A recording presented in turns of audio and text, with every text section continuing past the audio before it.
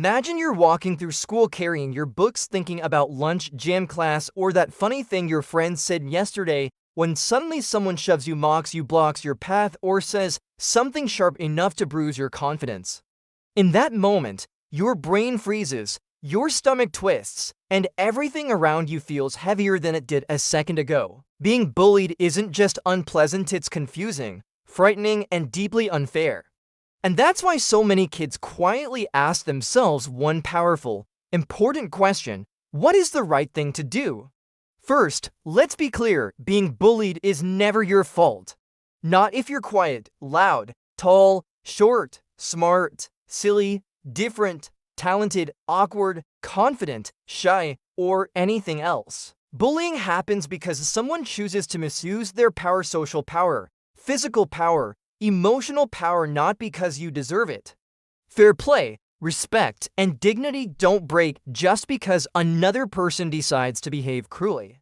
You have the right to feel safe, you have the right to be defended, and you have the right to ask for help without feeling weak. But knowing what to do is hard. Some people imagine the right reaction is to fight back instantly, like a superhero who always wins.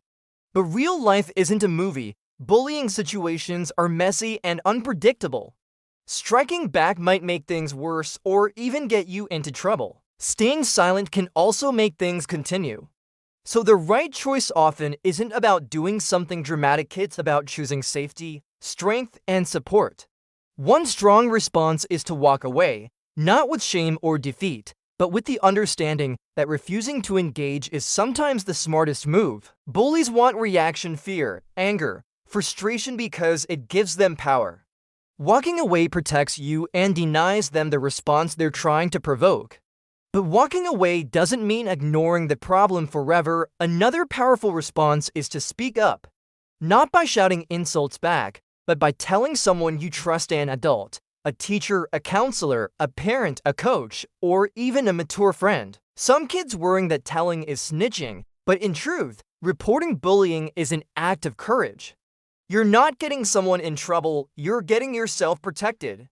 You're saying my safety and dignity matter, and that's not weakness. That's wisdom. There's also the strength of using your voice calmly. Sometimes saying, "Stop, that was not okay. Leave me alone," in a firm, steady tone surprises a bully because they expect fear, not clarity. It's not always safe to confront someone directly, and you should never do it if it puts you in danger. But when it is safe, calm confidence can break the cycle of cruelty.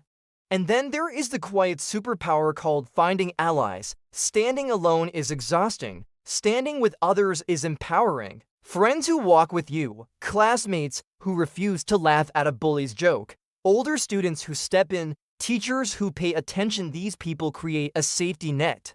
They remind you that the world is much bigger than the person trying to hurt you.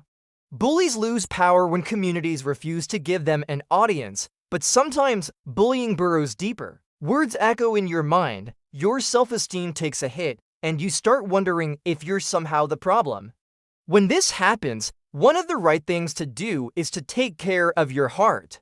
Talk to someone who listens, write down your feelings.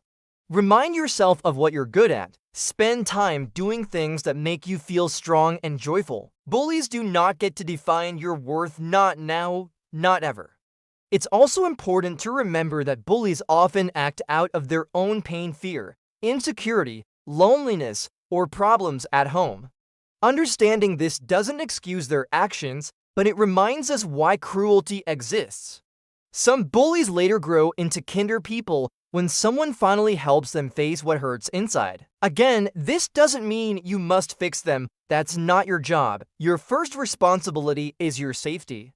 But empathy helps us see the larger picture. Bullying is not about you being wrong. It's about someone else not knowing how to handle their feelings the right way.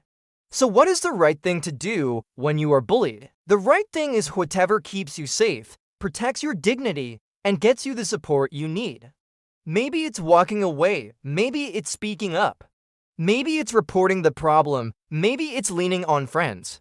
Maybe it's asking an adult to step in. Maybe it's practicing self-kindness and reminding yourself that one cruel voice does not erase your value. One day, you may face a moment when someone tries to hurt you with words or actions, and you'll feel that familiar tightness in your chest.